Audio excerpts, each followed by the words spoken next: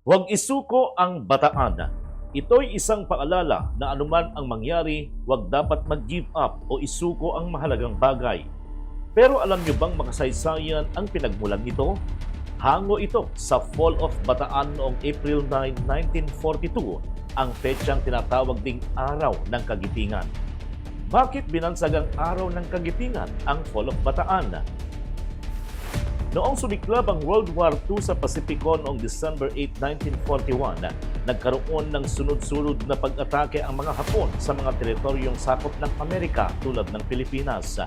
At bilang tugon dito, ipinatupad ang War Plan Orange 3. Sa planong ito, Bataan ang magiging sentro ng pagdepensa sa bansa. Magiting na ipinagtanggol ng mga sundalong Pilipino at Amerikano ang Bataan. Isa sa pinakamahabang labanan sa Asia-Pasipiko, kaya naging simbolo ito ng pag-asa ng panalo hanggang hindi bumabagsak ang Bataan. Pero noong April 9, 1942, sa pamamagitan ng Voice of Freedom Radio broadcast, ipinahayag ni 3rd Lieutenant Normando Ildefonso Reyes ang mensahe ni Captain Salvador Lopez na bumagsak na ang Bataan. Halos 80 sundalo ang sumuko at naging bahagi ng malupit na death march. Pinaglakad sila ng mahigit 100 kilometro mula Mariveles, Bataan hanggang San Fernando, Pampanga. Pagdating dito, isinekay at isiniksik sila sa mga maliliit na bagon papunta sa Camp O'Donnell sa Capas, Tarlac. Tinatayang 20,000 ang namatay sa death march.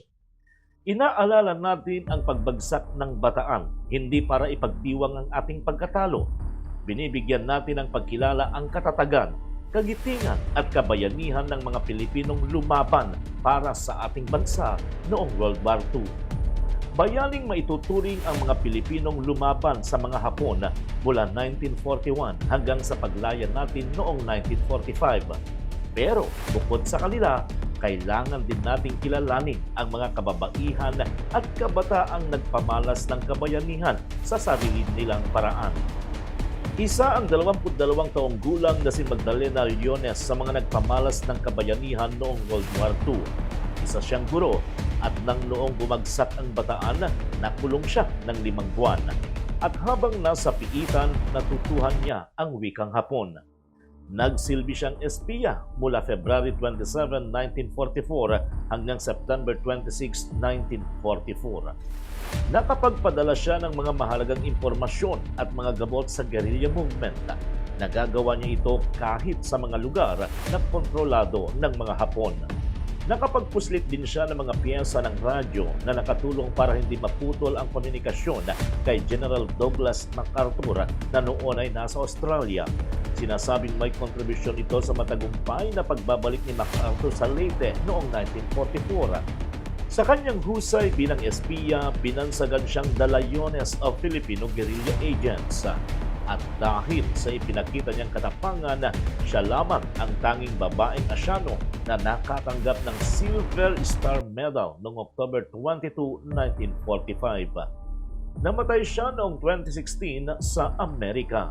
Hindi rin nagpahuli ang mga kabataan noong panahon ng ikalawang digmaang pandaigdig.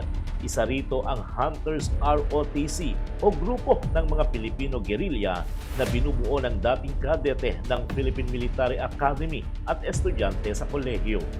Nang isinara ang Philippine Military Academy noong World War II, kinomisyon ang mga 3rd year at 4th year na kadete para lumaban sa Bataan.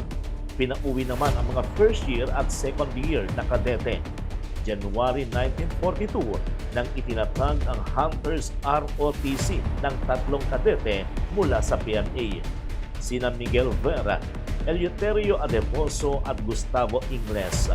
Kalaunan, binuksan nila ito sa mga mag-aaral sa kolehiyo mula sa iba't ibang universidad sa Metro Manila. 17 hanggang 19 years old ang kadalasang edad ng kanilang mga miyembro. Nagsilbi silang grupo na lumalaban sa mga Hapon sa labas ng Bataan. Kalaunan, pumunta sila sa Rizal para doon mag-base at noong bumagsak ang Bataan, itinuloy nila ang pagkikipaglaban sa mga Hapon. Isa sa sinasabing tagumpay nila ang pagpapalaya sa kapwa nila Hunters na nahuli at dinala sa bilibid sa Muntinlupa. tumulong din sila para mapalaya ang mga nasa internment camp sa Los Baños, Laguna. Isa sa pinakamalagim at pinakamadilim na yugto ng ating kasaysayan ang ikalawang digmaang pandaigdig. Pero naging daan din ito para mas makilala natin ang ating mga sarili at maipamalas sa buong mundo ang tunay nating kakayahan. Mula sa News and Information Center, ako si Bombo Anselmo Banan Jr. And this is Bombo Radio Philippines, the #1 most trusted source of news and information. Basta Radio, Bombo!